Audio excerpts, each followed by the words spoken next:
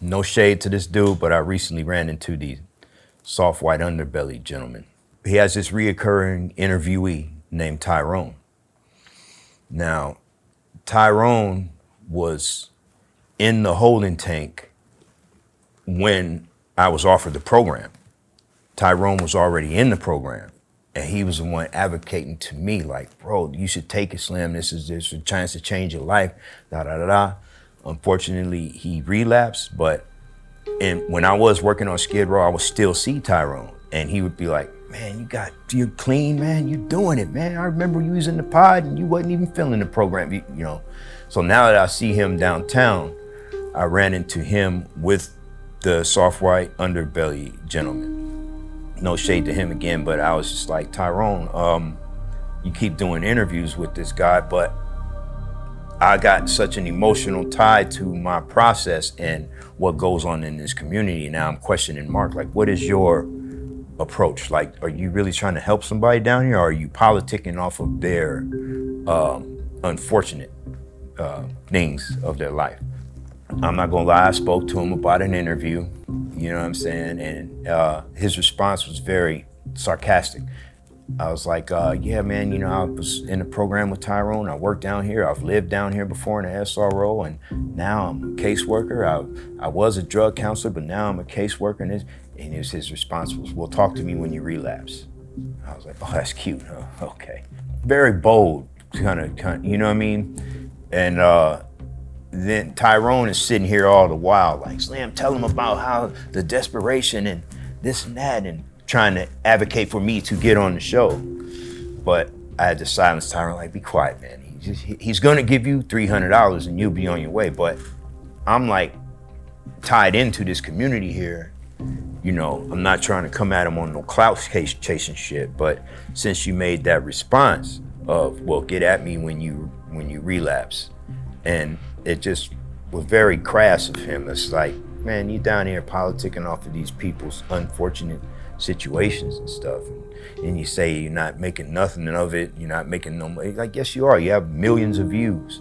You know, that's fine. Do what you do. I'm not tripping off of that. But don't get so bold. Like, people have lives down here. You understand? Like, people are in conditions down here, and you are just giving them $300, which they know they're gonna go spend on some dope. But carry on. You know, like, but whatever. You know. Stroe West Coast creations. In and out, real simple, ain't shit.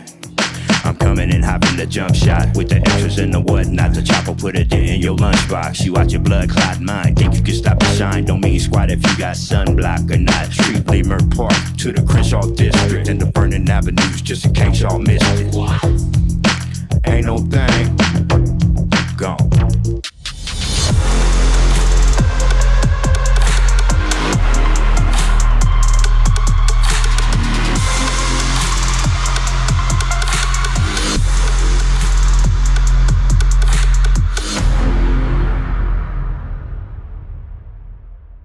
We got Stroe One. Thank you for coming through, Stroe. Thank you for having me, brother. Man, you're one of the biggest graffiti artists here in LA, and it's an honor to have you because a lot of our audience wants to learn more about the LA graffiti scene, man. Much appreciated. And, you know, you told me that you originally with NBT, Nothing But Trouble, right? Right, that was in 88. You grew up in an area of LA known as the Crenshaw District, Leimert Park. Correct. And you mentioned that a lot of these early tagging crews had to make a choice. Yeah, eventually. Well, I mean, the whole tagging thing in LA it's an epidemic within itself in regards to the bus mobbing. When I say bus mobbing, I mean writing outside of buses. And, you know, as the buses pass, we would see who's up, and, you know, fools would battle amongst bus, who can get the most bus mobs up. So that was a whole epidemic within itself. And then eventually the territorial as LA is, that started to set in, and, you know. The gang started to say, hey, you're either with us or against us. Started pressing, you know, put the can down, pick the strap up. And you mentioned MBT actually matriculated into 51 Trouble Gangsters, which became a Hoover contingent. But you were from the 40s neighborhood, right? Yeah, I grew up in the 40s neighborhood, Avenues, 10th Avenue, Vernon to be exact. Right. And I go back as far as Nate's Liquor Store. If you're really from the 40s, you remember Nate's Liquor Store on 8th Avenue. That was pre-Rodney King riots. I've been over there since about 82 to about 2000. And it's crazy that it was a fork in the road moment where, as an MBT crew member, you could have easily become a gangster, but you decided at that point in time that wasn't the best route for you, right? Well, no, I just, at a certain point in life, I realized that you don't have to be from a gang to be on some gangster shit. You got gang bangers, you got gang members, you got gangsters. There are different facets of it.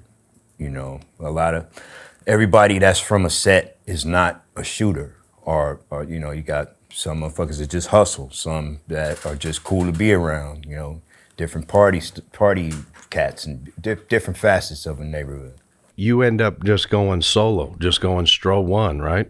Pretty much. I had already kind of like been on my own stuff, and then I got deeper into the hip hop and graffiti art and stuff like that. So hip hop really did save me from a lot of stuff. You're currently with KWS, right?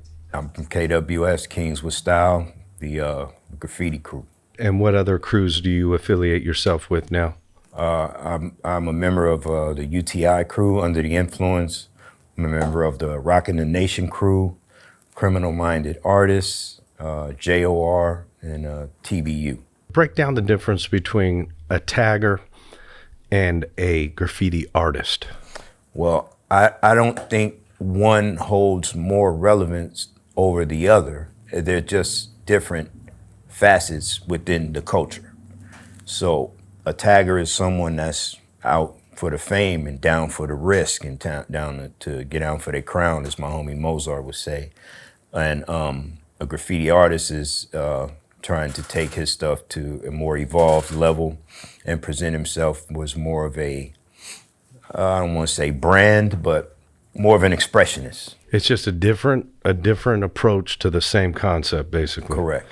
And you and I've talked about how we see, Hopes and Shy 47. We see them up everywhere. Shout out, yeah. Do you consider them more purist as we relate this to an art form? Yeah, I would think that they are more like purists. I know Shy, I know Hopes, and Shy tends to, I don't want to say disregard strictly piecers, but if a piecer is trying to take his validity based on the fact that they can piece, then Shy is like, fuck you, that ain't the only facet to what we doing here.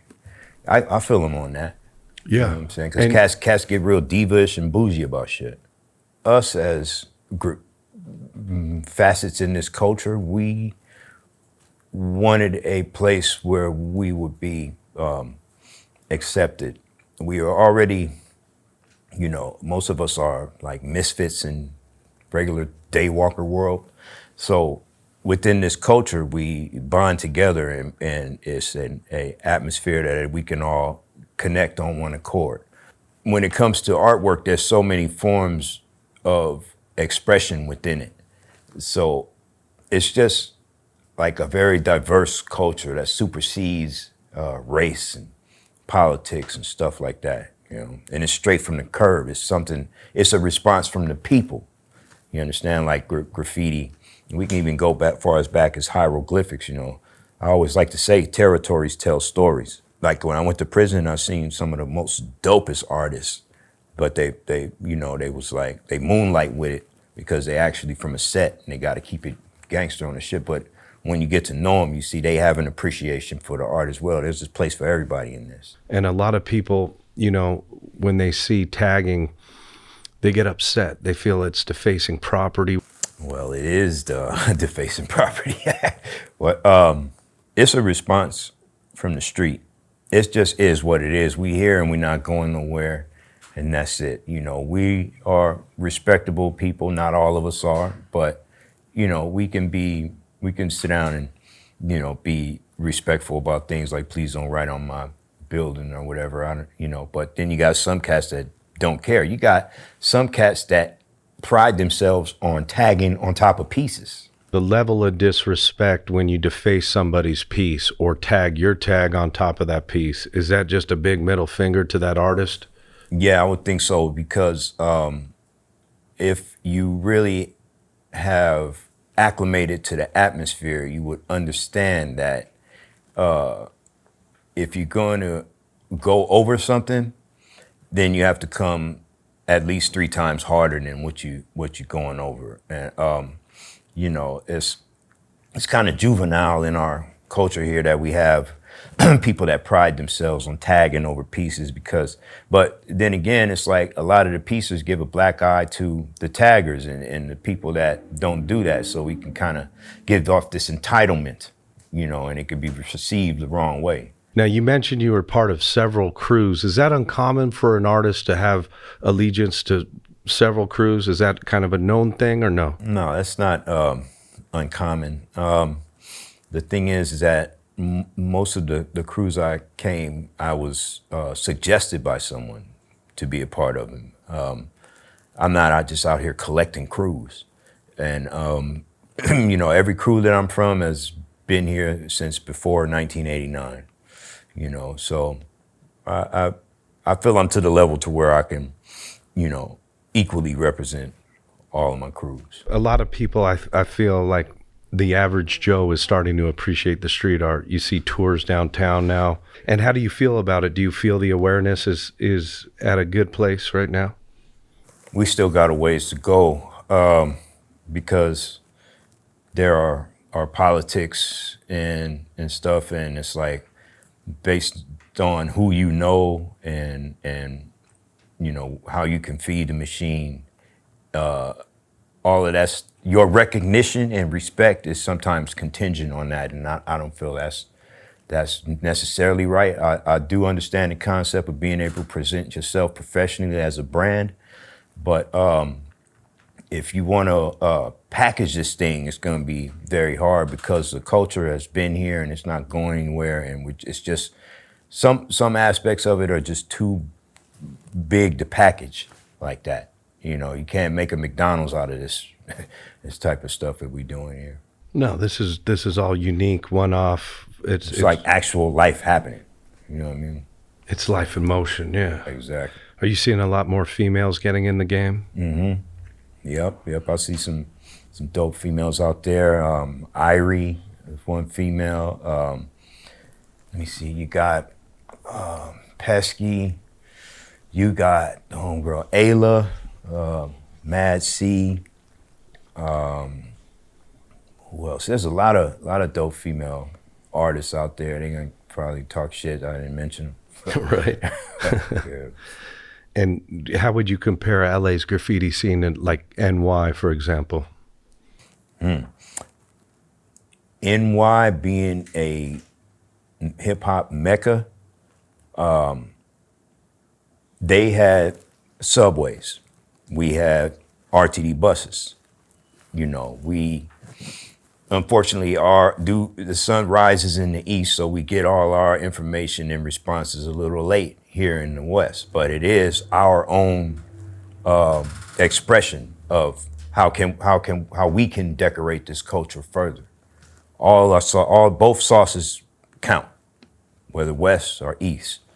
You know what I'm saying? It's just our depiction of the culture. And that's kind of a segue to that thing Special Ed said not too long ago about how NWA is the destruction of hip hop. I don't feel that as accurate. What do you mean destruction of hip hop? We're just telling our story from how we see it. You know, now NWA had really no control about how the machine reacted to their expression. You know, they were just telling their story. And it really platformed the West Coast to a different level. You know, the gangster shit is real relevant in the culture out here. and it's to be respected. But I can't see the sickness aspect of it, but it's what we got. It's what we grew up in. You know, you won't be able to understand it unless you it's cut from that. Right, and you're certainly cut from it, but your hip hop style, and we talked about your hit record exactly, and the flow. It brings you back to that golden era of hip hop, right? Right. I pride myself on lyricism. I grew up in a circle of this open mic that used to happen back in the days at Leimert Park called Project Blow. And you have the Freestyle Fellowship is out of Project Blow. There's another underground artist named Tumex, underground artist named Bus Driver, LA Cool, Mr. CR, CVE. A lot of stuff came out of Project Blow. Pre-Project Blow was The Good Life, another open mic that they had. And these were things that were at our access as young kids trying to grow near the hip hop culture. Right. And tell our out-of-state, out-of-country audience about Leimert Park and its cultural significance to Los Angeles. Well, let's see. Leimert Park started as like a generally white neighborhood back in like the 40s and the 50s. Same with Compton. You know, it was like white. In Compton, a lot of people from down south migrated to Compton. But Leimert Park has always been like a cultural mecca in LA. You know what I mean? Right. And every time I go down there, it seems like there's a lot of African culture, meaning Correct. From Africa, and you see a lot of Caribbean influences. Yeah, definitely. You can really gain a good understanding of our struggle as a people and how we situate ourselves in society. If you go and just take in the atmosphere of Leimert Park, I'm proud to say I'm a native of that area. There's a lot of history being at your fingertips there. You have to just be open to receive it and understand it. Right. And are you happy with the direction Black America is going? Do you feel that the Black communities are being uplifted, or do you feel the opposite? I feel racism isn't going nowhere no time soon.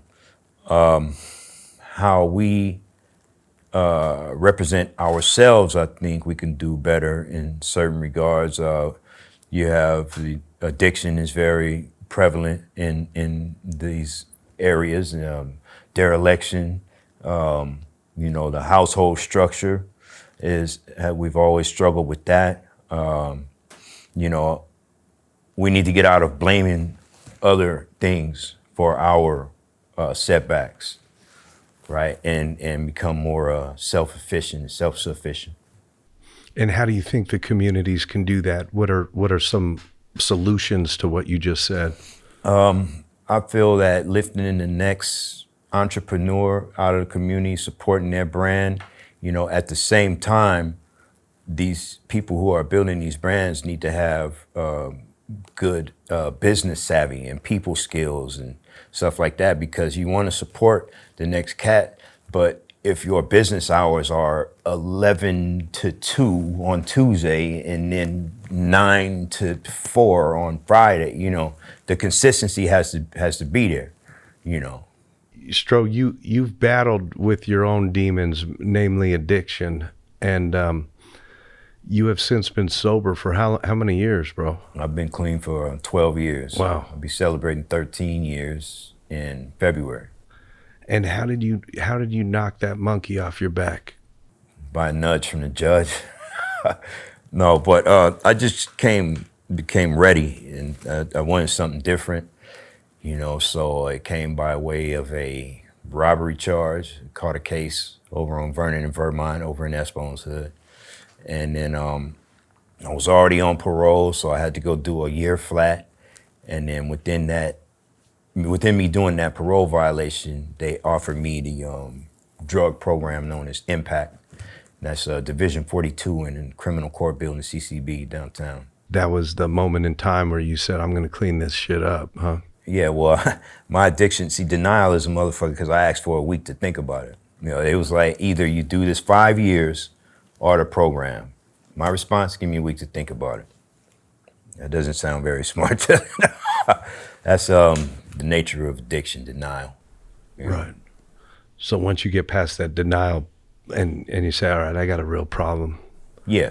So they put me in a dorm where other recovering addicts were. It was like a program dorm, and within this dorm in medium south part of Wayside, it's no politics and no racial tension. Now we still in jail, but this is a dorm based on the substance use disorder program. Right.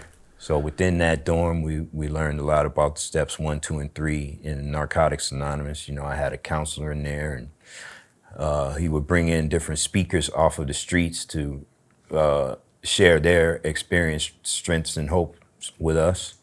And you mentioned you do a lot of case work, and you help place homeless people in housing, which is a huge hot topic right now, especially in LASF, New York, Chicago. Right. What do you think? Do you think that there's a lack of housing for these people? Is it rents are too high? What do you think the root problem of our homeless crisis is? There's different problems, different aspects of it. You got addiction, you got mental health. Some people are too conditioned to living in these animalistic type of conditions. I've had clients where they were right about to get the key to their spot, and then they just go off the grid. And I'll see him on Skid Row in a tent somewhere, like, bro, where you been, man? He was ready for us to, I'm damn near walked you to the door. And then you choose now to, because that's all he knows, or in his perception, that atmosphere that you are in can be very influential on your perspective of yourself. And that can lead one to, in a delusion that I'm good, I'm cool with this, I got my dope, I don't have to, do nothing, I'm good with that. But that's not living, that's just basically surviving, and you don't have to do that. We're in America, so there's different aspects of it. Is there a lack of resources, or is there just a lack of will on the participants? Both. There are a lack of resources and funding and stuff in regards to the homeless epidemic. You have some companies like, got LA Housing Corporation, LACTA, LASHA, you have Exodus, you have Hopix. There's different conglomerates that are solution-based, and but a lot of these clients really don't want it. A lot of my clients, I gain the respect from them easily because I've been in their situation. I'm not coming from like a textbook type of approach. I am a walking beacon saying that recovery is possible. I try to pride myself on that. I'm a walking testament of, I'm not telling you nothing that I haven't went through, but some people are just so layered in their conditions that they just stop at that. Are you seeing people that really care on the front lines like yourself, or are you seeing people trying to make money off this game? A little bit of both. There's some people who just want to be able to sign a check and, be able to close big accounts. Yeah, there's a little bit of both. I remember I went to paint at this show called B-Sides. I painted a portrait of General Jeff, rest in peace. He was kind of like the mayor of Skid Row area. And at this podcast was a big Skid Row advocate, like a CEO of something. She was a heavy name, and I told her who I worked for, and her response was just flat.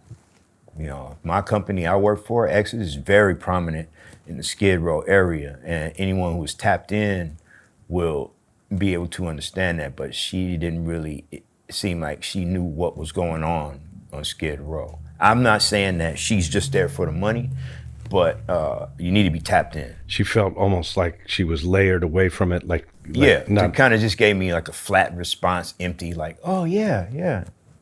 That's it. Instead of money, what do you encourage people to give? I've heard hygiene kits are a good thing to give out. What would you what would you recommend to our audience? If you see a homeless person, don't hit them with money. Hit them with what? With whatever you give them, just make it genuine. That's all. Just, you know, any little bit helps. Some water.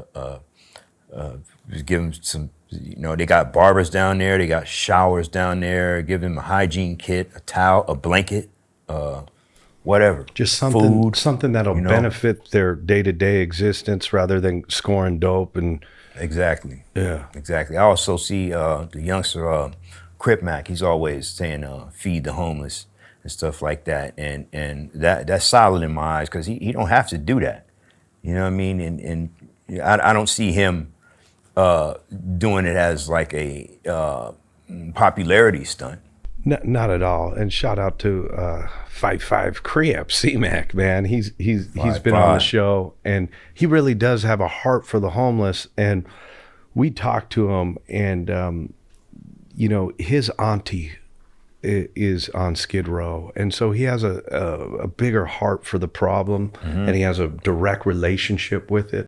You know, you've got a big heart. You've done a lot for the homeless community. I have. Tell us a little bit about that give back. Well, you give back 5 to the community, go downtown. Me and T-Fly went down there, and out the Muddy and T, we went down there and we fed the homeless. It's not fight no cloud or nothing. You find me any given day or time, I can see in that same position. And a lot of people I got family members, you find me, keeping 55th Street sprung out on dope. You find me that stayed on 45th and Western, now they downtown on Skid Row. You find me, so when I'm down there, I look out, find them with the food and everything. Shout out Auntie, I love you on Hood. And we go and we make sure you find me, she has some extra money, I make sure out of my pocket on Hood, but also make sure we feed them down there, okay, on Hood. Because we can all see in that same position at any given day and time. What do you think the solution is to solve Well, the solution is we gotta get the people to where we could, because housing is expensive out here, you find me? So we get some important people to help us build some different things and get different homes, 5 of them in a better area than Skid Row. Skid Row's not the best area, you find me? But we're gonna keep it 50-50. You're gonna have some of them people that will come back down there because they don't wanna stay in this place where they gotta pay maybe $100 a month. You find me? But there's a lot of homeless people and kids and stuff that need places if I go, and we can help them do that. You find me? And I'm willing if I help them. Right. On Hood. It was a parole officer. When I was on parole, she came and seen me in my SRO on Skid Row. And she was like, listen, your surroundings dictate your how confident you are and how you see the day. So I think beautifying more murals around the city will put people in a more comfortable, confident, and you know, peaceful type of atmosphere. You know, visual communication goes deep because I remember I worked in rehabs, and they had one house for the people who were on detox. When you just land, the rooms of that house, everything is painted olive green for grounding. You understand? And then when the level of care dropped and they were able to be more self-sufficient and go to groups and stuff like that, those walls were a different color.